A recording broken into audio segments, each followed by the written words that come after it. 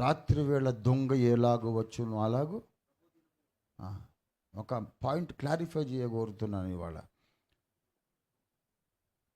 రాత్రి వేళ దొంగ ఎలాగూ వచ్చును అలాగూ రావడం లోకము కొరక, సంఘము కొరక? సంఘములో ఉన్న లోకుల కొరకు కూడా, సంఘములో ఉన్న లోక సంబంధుల కొరకు కూడా. లోక సంబంధులు సంఘానికి బయటనే లేరు, క్రైస్తవ మందిరాలలో కూడా ఉన్నారు.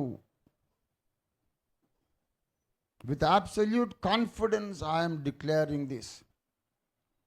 లోక సంబంధులు సంఘానికి బయటనే కాదు, క్రైస్తవ సమాజం లోపల కూడా ఉన్నారు. వీళ్ళెవరంటే అజాగ్రత్త పరులు, నిర్లక్ష్య పరులు, ఏం కాదులే పర్లేదనుకునే కాంప్రమైజర్స్. ప్రకటన గ్రంథం 3వ అధ్యాయము దయచేసి గమనించండి. ఆయన ఏమంటున్నాడు? 3వ వచనం, నీవేలాగు ఉపదేశము పొందితివో, నీవేలాగు వింటివో జ్ఞాపకము చేసుకొని దానిని గైకొనుచు మారు మనస్సు పొందుము. నీవు జాగరూకుడవై ఉండని ఎడల, నువ్వు జాగ్రత్తగా ఉండకపోతే, నిర్లక్ష్యముగా ఉంటే నేను దొంగలాగా నీ మీదికి వస్తా. యేసు రాకడ ఎప్పుడో తెలియకుండా దొంగలాగా వచ్చేసే అనుభవం 2 రకాల మనుషులకు ఉంటుంది. ఎప్పుడు వచ్చాడో ఎప్పుడు పోయాడో తెలియట్లేదేంటి నాకు అని అయోమయ స్థితిలో ఉండడం అనేది 2 వర్గాల మనుషులకు ఉంటుంది. ఒక వర్గమేమో చీకటిలో ఉన్నవాళ్ళు, రక్షణే పొందని వారు. రెండో వర్గం రక్షణ వెలుగులోకి వచ్చి కూడా అజాగరూకులైన వాళ్ళు. ఈ ప్రసంగం ఇంతకుముందు చేశాను, ఈ పాయింట్ చెప్పా. నిర్లక్ష్యపరులైన క్రైస్తవులకు కూడా యేసు రాకడ అర్థం కాదు. రక్షణ పొందితే చాలదు, నువ్వు జాగ్రత్తగా ఉండాలి. దేవునికి స్తోత్రం కలుగునుగాక. వాళ్ళకే కడబూర ధ్వని వినబడుతుంది.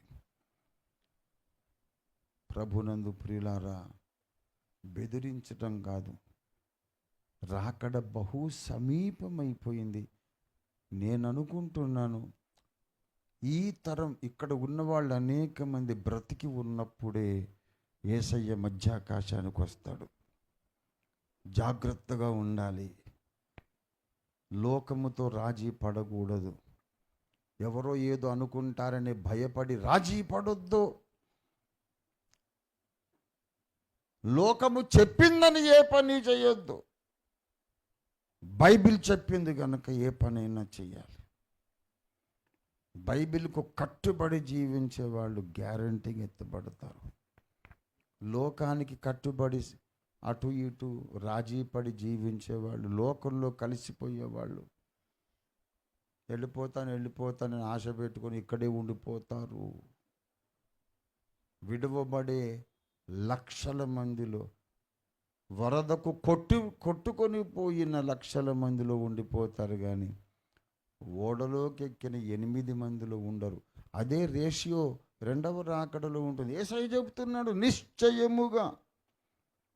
బయటేమో వరదలో కొట్టుకుపోయిన వాళ్ళు లక్షలాది మంది, రక్షణ ఓడలోకి ఎక్కిన వాళ్ళు 8 మంది.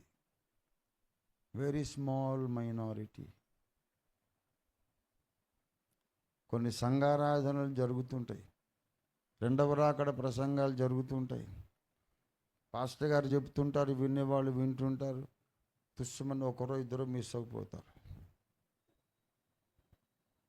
మిగతా వాళ్ళకి అసలు ఆ ఫీలింగ్ కూడా ఉండదు. ఏది పక్కనుండి సిస్టర్ సడన్గా పోయింది, ఏదోలే బాత్రూమ్కి వెళ్ళి ఉంటుండదు. ఈ బ్రదర్ ఏరి నా పక్కనే ఉండేవాడు, సింపుల్గా టీకి వెళ్ళి ఉంటాడులే, వాష్రూమ్కి వెళ్ళాడేమోలే అనుకుంటారు. కనిపించరు, వాళ్ళు వెళ్ళిపోయారు. సంఘం మాత్రం అందరము హల్లెలూయా హల్లెలూయా ప్రభు వచ్చుచున్నాడు అని చెప్తుంటే వచ్చేసాడు, పోయాడు.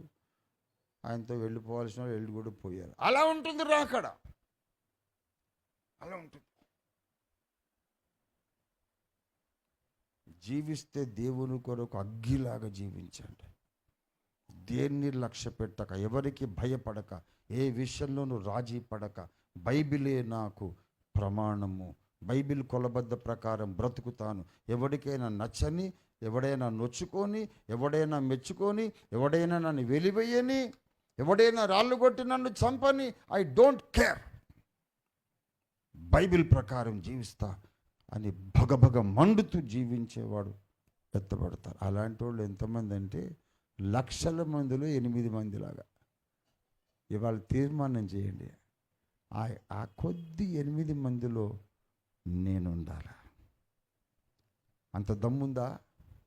అంత ధైర్యం ఉందా? అంత తెగింపు ఉందా? నీ బంధువులను, నీ కులం వాళ్ళను పోగొట్టుకోగలవా?